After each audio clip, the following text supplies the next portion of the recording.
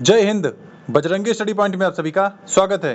साथियों, UP BEd प्रवेश परीक्षा होने के बाद से बहुत सारे कमेंट आ रहे हैं कि भैया हमें सरकारी कॉलेज से बीएड करना चाहिए या प्राइवेट कॉलेज से। तो आज मैं सरकारी और प्राइवेट कॉलेज में अंतर की बात करूंगा कि असल में इन दोनों में क्या अंतर होता है।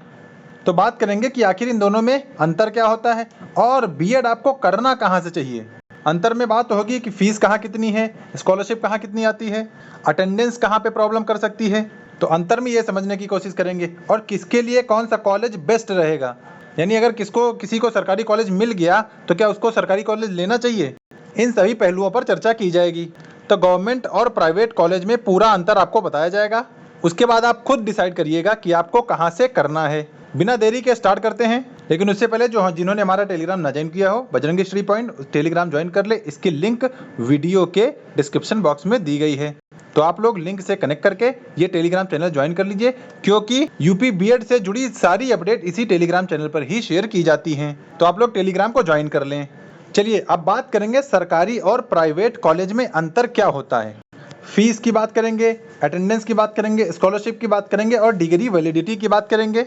और फिर आगे बात की जाएगी आपको बीएड कहाँ से करना चाहिए। तो सबसे पहले अगर फीस की बात करें तो देखिए, इधर मैं गवर्नमेंट कॉलेज की बात करूंगा, इधर प्राइवेट कॉलेज की बात करूंगा। तो गवर्नमेंट कॉलेज में एडमिशन लेने का सबसे बड़ा बेनिफिट फीस का ही होता है, क्योंकि सरकारी कॉलेज में अगर दोनों साल की फीस मान ले तो लगभग 20 से 25 हज़ार में आपका टोटल बीएड कंप्लीट हो जाएगा। वहीं अगर प्राइवेट फीस की बात करें तो जो निर्धारित फीस है वो 81,750 रुपए है। तो ये तो निर्धारित फीस है, लेकिन इससे कम फीस में ही हो जा रहा है। प्राइवेट में कहीं 65 लग रहा है, कहीं 70 लग रहा है, कहीं 75 भी लग रहा है। अलग अलग लोकेशन की अलग अलग फीस है। तो ये बात हो गई फीस की। अब आगे बात करेंगे अटेंडेंस की। तो देखिए, सरकारी कॉलेज में सबसे ज़्यादा जो मैटर करता है वो अटेंडेंस ही मैटर करता है। यानी आपको क्लासेस डेली अटेंड करनी पड़ेंगी। और यही ड्रॉबैक हो जाता है, क्योंकि बहुत से ऐसे बच्चे होते हैं जिनके नंबर अच्छे आ जाते हैं, लेकिन क्लास ना कर पाने की वजह से वो लोग सरकारी नहीं लेते हैं। प्राइवेट में ये सुविधा रहती है कि आपको क्लास अटेंड करने की कोई ज़रूरत नहीं रहती है। इसीलिए मैक्सिमम बच्चे जिनका सरकारी में हो जाता है, फिर भी वो प्राइवेट ही चूज़ करते हैं ताकि उनको कॉलेज ना जाना पड़े। और यहाँ सरकारी में आपको प्रैक्टिकल भी करना होगा, आगे चल के जो इंटर्नशिप लगती है वो भी करना होगा। यानी जो भी फॉर्मेलिटीज़ हैं यूपी बीएड से जुड़ी वो सारी आपको सरकारी में देखने को मिलेंगी। लेकिन प्राइवेट में आपको यहीं पर थोड़ा राहत मिल जाती है। ये सारी चीज़ें आपको थोड़ा कम करनी पड़ती हैं, या कहें तो लगभग नहीं ही करनी पड़ती हैं। इसीलिए लोग प्राइवेट को चूज़ करते हैं। अब आगे बात करेंगे स्कॉलरशिप की।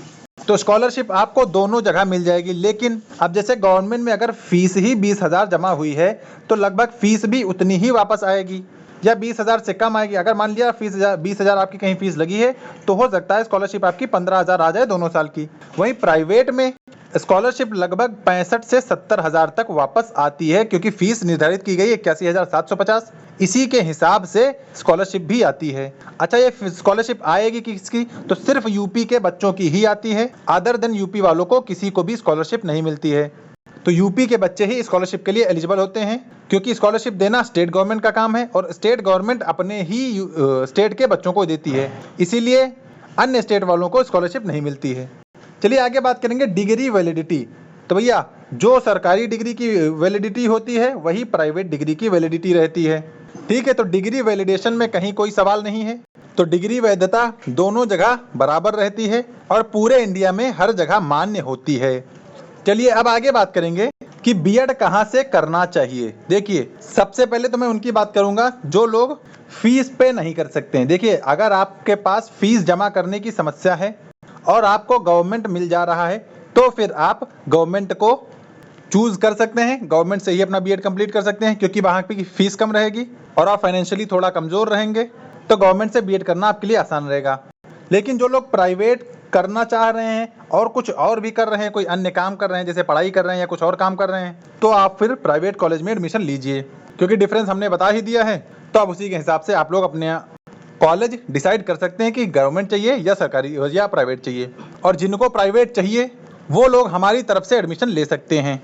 3 जगह आपको हमारी तरफ से एडमिशन दिया जाएगा। एक तो प्रयागराज रहेगा, जिसमें जो दोनों साल की टोटल फीस रहेगी वो 65,000 रहेगी। दूसरा आपको चित्रकूट का ऑप्शन रहेगा, यहाँ की फीस बढ़ के 75,000 हो गई है। और चित्रकूट बुंदेलखंड यूनिवर्सिटी का आता है, ईयरली एग्जाम रहता है, इसलिए चित्रकूट की फीस बढ़ गई है और धीरे धीरे प्रयागराज की भी आगे चल के फीस बढ़ जाएगी। तो जो अभी सीट बुकिंग नहीं करा रहे हैं वो आगे चल के बहुत पछताएंगे। तीसरा ऑप्शन रहेगा मेरठ का। मेरठ में भी ईयरली एग्जाम है और मेरठ की टोटल फीस जो दोनों साल की रहेगी वो 62,000 रहेगी और एग्जाम के समय रहने की सुविधा आपको हर जगह मिल जाएगी। तो आपको ये मेरा नंबर दिख रहा है स्क्रीन पर, इस पर कॉल करके आपको अपनी सीट बुकिंग करते रहना है। जो जिस फीस में अपनी सीट बुकिंग कर लेगा उसके लिए उतनी ही लॉक कर दी जाएगी। बाकी फीस बढ़ने के बाद जो जिस पर करेगा उसको उसके हिसाब से पेमेंट करना होगा। सीट बुकिंग का प्रोसीजर क्या रहेगा? तो सीट बुकिंग में आपको 4 चीज़ें भेजनी होती हैं। सबसे पहला बीएड 2026 का रजिस्ट्रेशन फॉर्म भेजना होगा। दूसरा आपको बीएड 2026 का एडमिट कार्ड भेजना होगा। तीसरा आपको अपना आधार कार्ड भेजना होगा और चौथा 1150 रुपये सीट बुकिंग की फीस रहेगी और ये फीस अलग से है, ये उसी कॉलेज की फीस में इंक्लूड नहीं है। यानी जो भी फीस रहेगी 1150 आपको अलग से देना होगा, उसके बाद की फिर फीस आपकी जो भी रहेगी वो रहेगी। तो जो जितना लेट होता जाएगा उतना ही एडमिशन से दूर होता जाएगा, ये मैं शुरुआत से बोल रहा हूँ, क्योंकि हमारे पास सीटें अब लिमिटेड ही बची हैं। लगातार बच्चे सीट बुकिंग कर रहे हैं। तो जिनको इन तीनों जगह से कहीं भी एडमिशन चाहिए, बिना किसी देरी के आप अपना एडमिशन कंफर्म करा सकते हैं। और जिन्होंने एंट्रेंस एग्जाम दिया होगा वही लोग हमसे कांटेक्ट करेंगे। विदाउट एंट्रेंस वालों का हमारे पास कोई सुविधा नहीं है। ठीक है भाई, और उम्मीद है मुझे कि आपको ये अंतर क्लियर हो गया होगा और अब आप अपने हिसाब से खुद डिसाइड कर सकते हैं कि आपको कहाँ एडमिशन लेना है। बाकी आप लोग हमारे टेलीग्राम से भी ज्वाइन हो सकते हैं, इस पर रेगुलर अपडेट आपको दे दी जाती हैं। इसकी लिंक डिस्क्रिप्शन बॉक्स में दी गई है, तो आप लोग लिंक से कनेक्ट होकर टेलीग्राम चैनल ज्वाइन कर लीजिए। और यूपी बीएड से जुड़ी ऐसी अपडेट पाने के लिए हमारे चैनल को सब्सक्राइब कर लें, क्योंकि बीएड के इस 2 साल के सफ़र में हम आपके साथ हैं। तो मिलेंगे नेक्स्ट अपडेट के साथ, तब तक के लिए सभी को जय हिंद।